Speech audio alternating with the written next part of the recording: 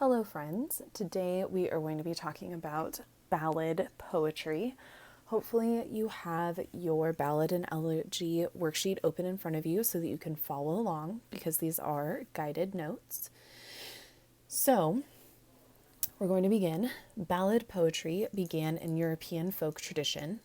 Originally it was not transcribed, but instead it was preserved orally. So just like the Odyssey, right, was not written down until way later. Instead, someone would go around and be basically a professional storyteller.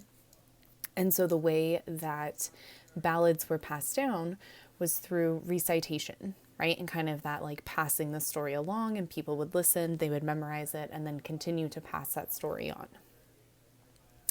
What makes a ballad is that, first of all, and most importantly, it has a plot. Okay, so if we think back to when we were reading our short stories and we would draw those plot diagrams, it's the same thing. A ballad should tell a story. Additionally, the most important thing about a ballad is that it is a song. It is always set to music. The reason that that is important is because we're going to be learning about other types of poetry, and in order to keep track of what kind is what, these are some different things that we're going to need to know. So again, a ballad is a plot-driven song. It has at least one, but sometimes more characters. And it always has a dramatic conclusion or some sort of like dramatic ending that you may not have seen coming. So I am going to play this video for a moment. This is the Beyonce song, If I Were a Boy. While I'm playing it, I would like you to listen to the lyrics and think about what about this song makes it a ballad. So, before we talk about what makes this a ballad, I would like to kind of break down for a second the song and just make sure we all understood what happened during that video. Basically, the video starts off, right, and it looks like Beyonce is not being very attentive or kind to her boyfriend, right? Looks like she's flirting a little bit with her cop partner, while her boyfriend is kind of like sad and sits at home and like waits for her to remember he exists. But in the end, we find out that Beyonce is not actually the cop. Instead, it is actually her boyfriend. And that instead she's the one who's sitting at home feeling sad, right? Like waiting for him to come home or pay attention to her. So what I would like you to do is think for a minute about these characteristics. What makes something a ballad, right?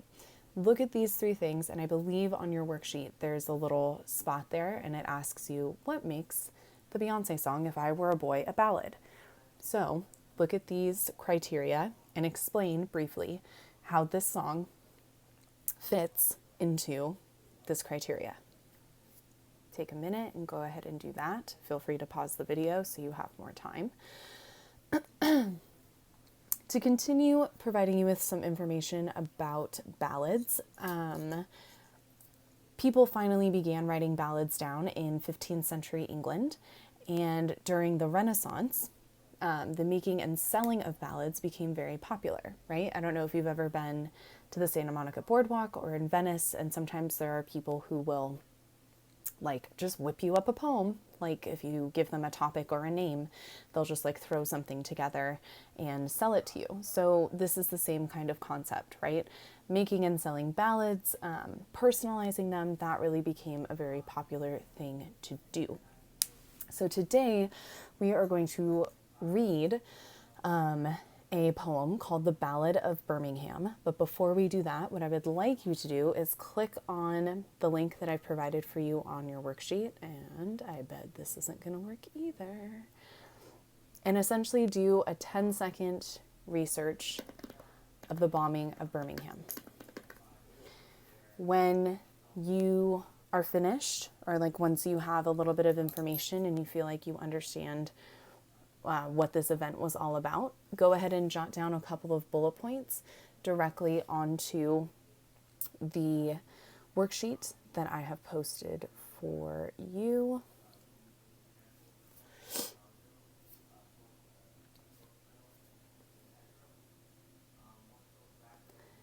then we are going to move on. So I know that we haven't done really any poetry together in class.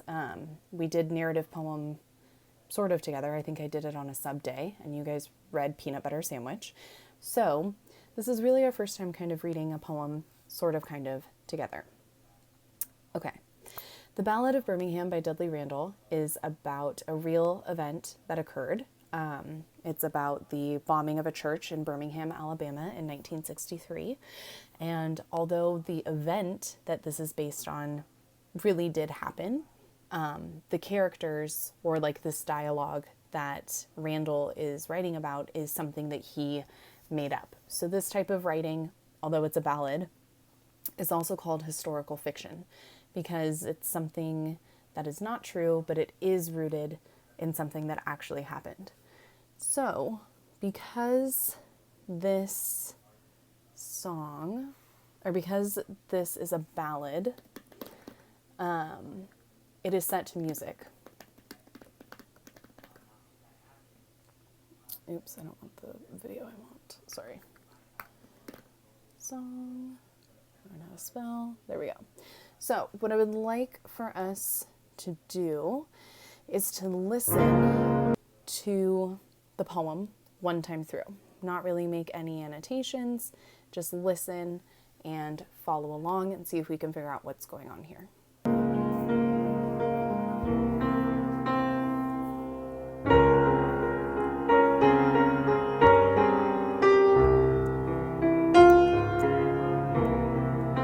Mother dear, may I go downtown instead of out to play and march the streets of Birmingham in a freedom march today?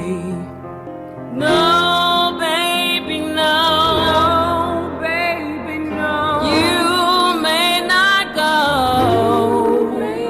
for the dogs are fierce and wild, aren't good for a little child. But mother, I won't be alone.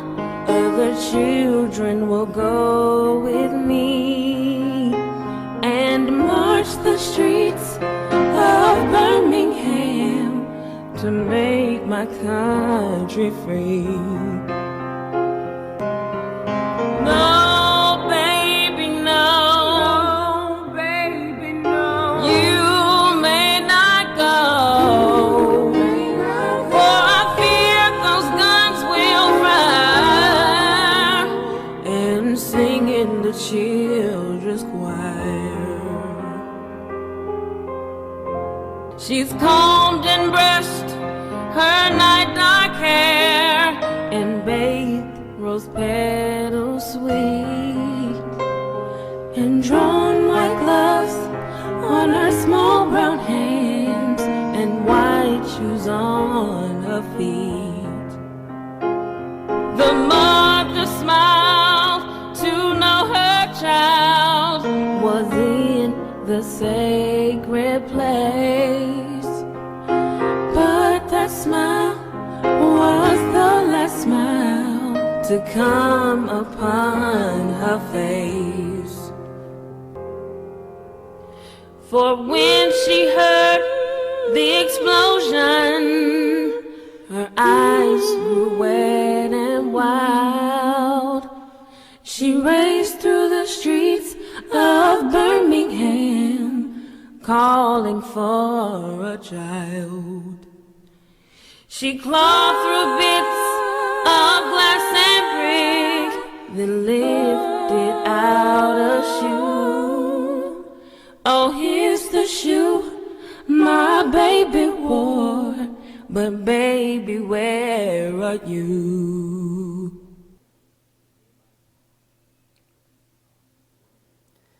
Okay, so again, kind of before we get into answering all the questions on the right-hand side, I just want to do a quick recap and make sure we understand what it is that's going on in this poem.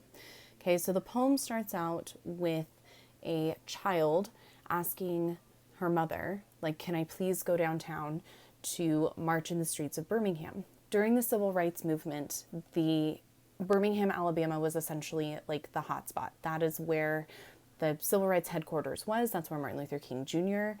was, and that's where they would organize a lot of marches and protests, and really that was like the center of the civil rights movement.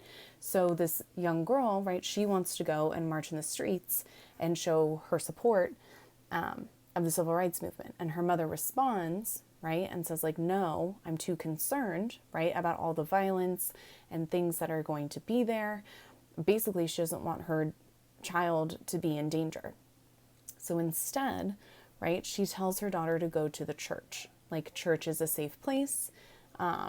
That's the best place for you to be, where you'll be out of harm's way. And then when this poem ends, right, instead, the church was not a safe place. It was bombed by white supremacists. And unfortunately, the young girl in this poem died, right? She was one of the people who perished in this bombing. So hopefully that information and like understanding what exactly this poem is about will help us break it down a little bit more easily. Something that I've asked you to do on a couple of occasions is identify the rhyme scheme in a poem. And the way that we do this is by figuring out which lines rhyme with each other. So if I'm reading that first stanza, okay, I have downtown, play, Birmingham, today. So downtown, that's my first one, and I'm going to mark it with the letter A. Downtown and play do not rhyme. So that means that play gets the letter B. Downtown and Birmingham also don't rhyme. Play and Birmingham don't rhyme. So I'm going to give Birmingham a letter C. However, when I get to today, because that rhymes with play, they get the same letter. Okay? If I were to continue on, and you don't have to, okay, go doesn't rhyme with any of the words we've already said, so it's going to get a letter D. Wild also doesn't rhyme with anything else, so it gets a letter E. Jails doesn't rhyme with anything else, so it gets a letter F. And then because child rhymes with wild, it also gets a letter E. You do not have to label the rest of the poem. I just wanted to show you what that rhyme scheme situation would look like. Okay? It is my hope that after listening to this video, you will be able to label the speaker of each stanza, so I'm not going to stop and help you with that. I think you can do that part. The part that I would like to focus on, though, is this stanza that describes the girl's outfit. She has combed and brushed her night dark hair and bathed rose petal sweet, and drawn white gloves on her small brown hands and white shoes on her feet. So if we look at words like rose petal, even sweet, white gloves, small brown hands, white shoes, okay, all of this imagery is included on purpose, right? Think about what the color white represents. Think about the adjective small, right? How old is this girl? So hopefully with that kind of information, you'll be able to answer the question, why are we describing this young girl's outfit in such detail? Okay. You'll also notice in the poem that there are certain lines that repeat themselves over and over again. Okay. One of the lines, I'm going to give you one of them, is, what one do I want to give you?